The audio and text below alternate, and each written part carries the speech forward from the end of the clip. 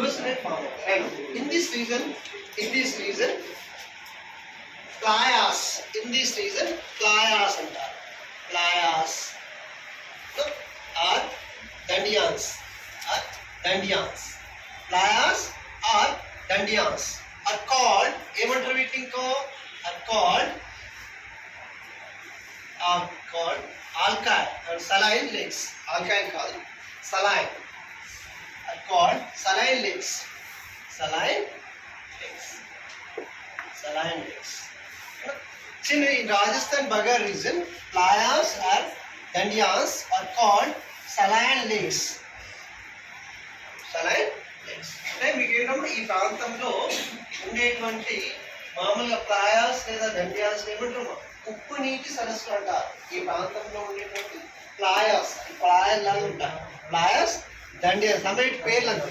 ప్లాయాస్ దండియాస్ ఏమంటారు ఉప్పు నీటి సరస్సులు అంటారు. ఓకేనా? ఇప్పుడు రాసుకోండి.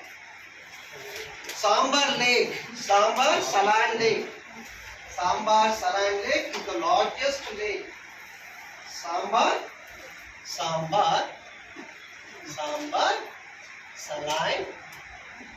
lake is the largest saline lake in India. Sambar saline lake is the largest saline lake in India. Sambar. So sambar తో పాటు ఇంకేముంటుందమ్మా? కజ్మాన్ అంటే పప్పు కర్రీ ఉంటుంది కదా అట్లా. ఇంకోటి ఏముందమ్మా? దిద్వాన కజ్మాన్. రండి. ఎలా ఉంది సాంబార్ సాంబార్తో పాటు సాంబార్ కజ్మన్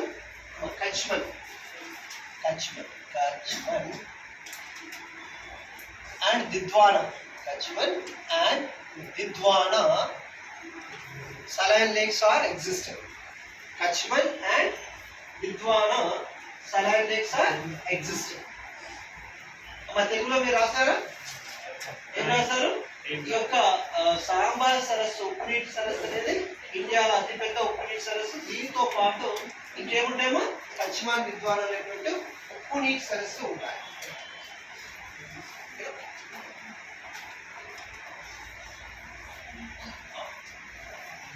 నెక్స్ట్ వీటితో పాటు అంటే ఉప్పు నీటి సరస్సు అంటే మామూలుగా లేక్. ఇప్పుడు మనకు హుస్సేన్ ఒక రకంగా లేక్ అవునా కదా.